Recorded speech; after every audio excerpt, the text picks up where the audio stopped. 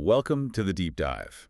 Today, we are not just, skimming the surface of teen drama. We are committing to an epic 18-volume literary marathon. It's a huge commitment. It is. We are plunging headfirst into the full Pretty Little Liars book series. That's 16 main novels, 4 arcs, and 2 companion books, just to complicate things even more. And our mission here is pretty critical. We're going way beyond just comparing it to the TV show. We're trying to extract the core knowledge of the series, its structure, how the characters evolve, or frankly don't, Right. and what the huge thematic differences are. You're basically going to get the ultimate shortcut to the real Rosewood experience. Okay, so let's set the stage, because right away the premise is different. It's YA fiction. You've got Spencer, Aria, Emily, and Hanna. But the big thing, Alison's disappearance, it happened 3 years ago in the books. Not 1 year, like the show. Exactly. Yeah. Not 1 year. And that extra time is so crucial. It means the girls have had 3 years to, bury their secrets way deeper. They've had time to fester. It just sets this perfect, explosive stage for the big mystery. The arrival of A. The anonymous sender who knows everything. And speaking of explosive, the book set a breakneck pace from page 1. If you've only seen the show, you'll remember the whole Aria and Ezra Fitz thing was this long, drawn-out scandal. Oh, total slow burn. But the books, not so much. What's so wild is how they use it. It's not a mystery, it's just a device. Exactly. So in the very first chapter of the first book, Aria hooks up with this guy in a bar bathroom. Classic. And then by chapter 5, maybe a few days later, she walks into her English class, and there he is. He's her new teacher. The reveal is basically immediate. It's pure shock value. It's like a statement from the author saying, this is how we're going to operate. No secret is safe for long. Anything the show milked for seasons, the books will just burn through in a few chapters. Precisely. It sets the tone perfectly. This is hyper-accelerated scandal. It's built for page turning, not for, deep character work. Okay, so let's unpack that first major chunk, section 1, the first arc. The first 4 books, Pretty Little Liars through Unbelievable. And this arc is, it's probably the most cohesive part of the whole series. It is. It mirrors the first couple of TV seasons, but everything is just more intense. And this is where the books are really good at showing the girls as genuinely flawed. Sometimes they're just awful teenagers. Like Hanna. Take Hanna. Her past struggles with body image, being heavier when she knew Alison, that directly informs everything she does now. The shoplifting, the insecurity. And you see it in her really close but also really volatile friendship with Mona. Then you get Spencer. Her story is so focused on that toxic competition with her sister Melissa. It's relentless. It's not just about stealing a paper, it's a pattern. She compulsively goes after Melissa's boyfriends, Ian, and then Ren, who is Ren in the show. Yeah. That rivalry is the engine for all her bad choices. And Emily's story gets this immediate depth, too. When her relationship with Maya starts, the books add this layer the show kind of smoothed over. What's that? Well, the text is pretty clear that her mom, Mrs. Fields, is racist towards Maya, who is black. That drama comes before the homophobia, which happens very quickly when Emily gets outed at a swim meet. It's a more complex start. Now, for anyone who's just a TV viewer, this is where the tracks completely diverge. The whole Jenna thing, Ollie blinding Jenna with a firework, it ends with Toby taking the fall. Right. But what happens next in the books is just a monumental break from the show. It's the ultimate divergence. Toby gets punished for the Jenna thing, and then in the second book, Flawless, he dies by suicide. Wow. Yeah. It's a catastrophic final moment. It establishes that in the books, the stakes are immediately brutally fatal.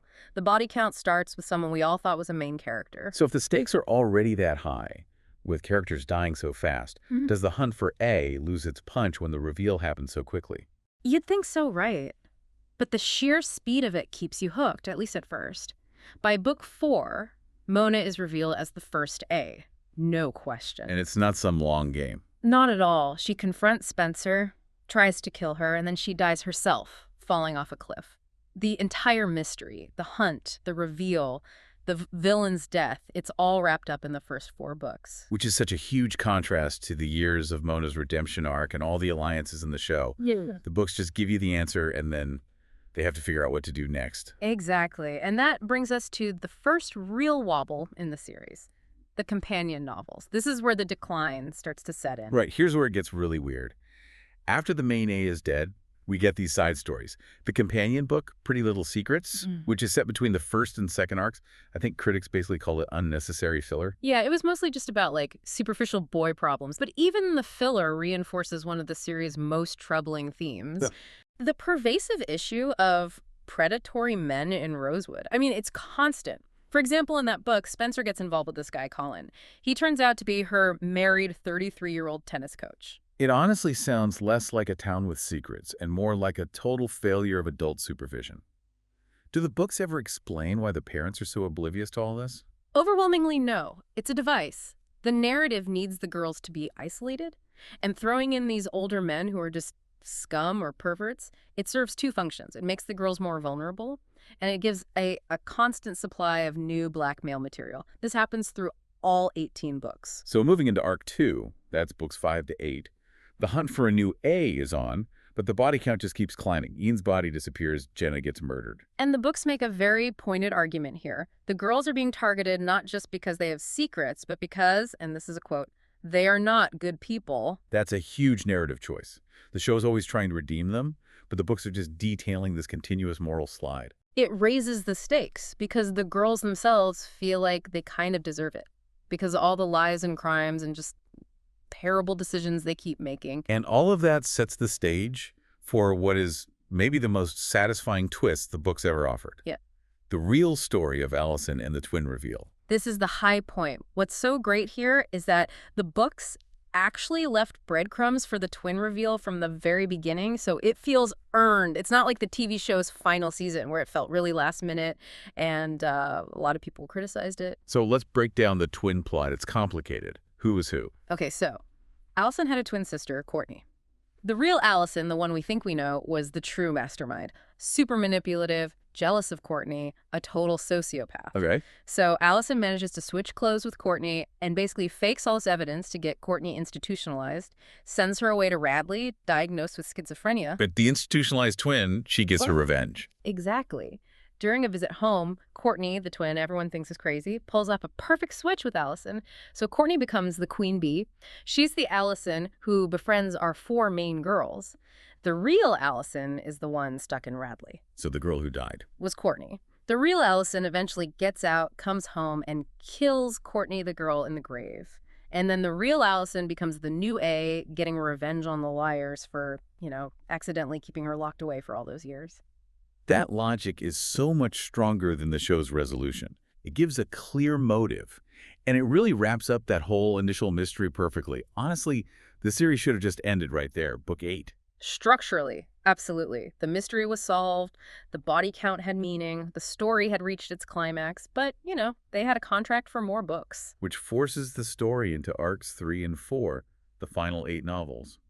And this is where the quality just plummets. Yeah, the analysis is pretty clear that this is where plot lines start feeling pulled out of thin air. The series just suffers from trying to stretch a solved mystery for way too long. You can just feel the narrative fatigue setting in. It goes from this high-stakes mystery to just rushed, unbelievable scenarios. Let's look at how it falls apart. We have the Jamaica incident. The girls think they accidentally pushed a girl who looked like Alison, named Tabitha, off a building. And then they got blackmailed for it. But the problem is that the author just retcons this later on. Yes. They basically just changed the facts mid-series, saying, oh, actually, A killed Tabitha. That kind of thing just fractures the internal logic that the first 2 arcs worked so hard to build. And then there's Emily's hidden pregnancy, which is a storyline so absurd it requires you to pause and process. It truly defies all believability. Emily gets pregnant by Isaac, this Christian rock singer, and somehow hides a 9-month pregnancy from everyone. Her friends, her family, gives birth and immediately gives the baby away. How is that even possible? It isn't. It's the peak of inconsistent plotting. It relies on every other character being completely blind just to move the plot forward. And during all this chaos, the characters themselves become just actively unlikable. It shifts from them having secrets to them just committing crimes. The moral degradation is central to the later books. Spencer struggles with a pill addiction, and in the middle of it, she outs her friend, Zach, who is gay, to his conservative father. He gets sent to military school. Wow. And then she turns around and runs an anti-bullying blog while judging everyone around her. And Aria literally pushes a girl off an escalator out of jealousy. So the consensus from people who've read it all is that these girls deserve to be in jail. It's such a dark choice to make your main characters totally irredeemable. It is, and when the plotting is also falling apart, that moral ambiguity just feels like No. poorly executed cruelty. And the final reveal of who was helping the real Alison is maybe the worst offender. Who was the final helper? It's revealed to be this character named Nick, but instead of being one person, Nick is retroactively explained to be several random unconnected characters the girls had met before. A guy who helped Aria in Iceland, Spencer's old drug dealer, a bartender. So it's the ultimate retcon. It's the ultimate retcon. It's just a bunch of loose threads tied together to force a reveal that feels like it came out of nowhere. That sounds like such a disappointing end after his 17-book buildup. But the very, very end, the climax in the last book, vicious. One of the liars does get a final moment of real agency. It does, and it's fitting that it's Emily. In the final arc, the girls are on trial for Alison's murder. And Emily, finally taking control, pulls off this brilliant move. She fakes her own death, complete with a funeral. No way. Yeah.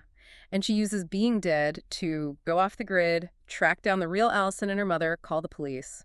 And Alison is finally, definitively arrested. So it's Emily. The character who is so often the victim, she's the one who delivers the final blow.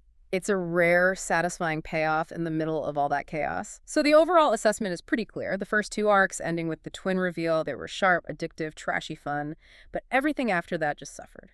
It proves that sometimes a story really needs to know when to quit. So what does this deep dive mean for you now that you have the full, unfiltered knowledge of all 18 books? You don't just get the plot differences, you get the whole scope of narrative success and spectacular failure. And there's a meta experience here. When you immerse yourself this deeply into a world of paranoia and surveillance, it can feel like it's following you. The person who did the deep dive analysis for this actually noted something strange. They said, I've been getting really weird text messages since starting this vlog, and it just seems like there's somebody who's watching me and just knows everything about me and all my secrets. That is incredibly chilling. The feeling of being constantly monitored. Yeah. It almost bleeds out of the page and into the real world for people who get too close. It does. Even though it's fiction, the core terror is very real. Who in your own life is watching closely enough, quietly compiling the secrets that could bring your entire world down? Think about the surveillance all around you. We'll see you on the next deep dive.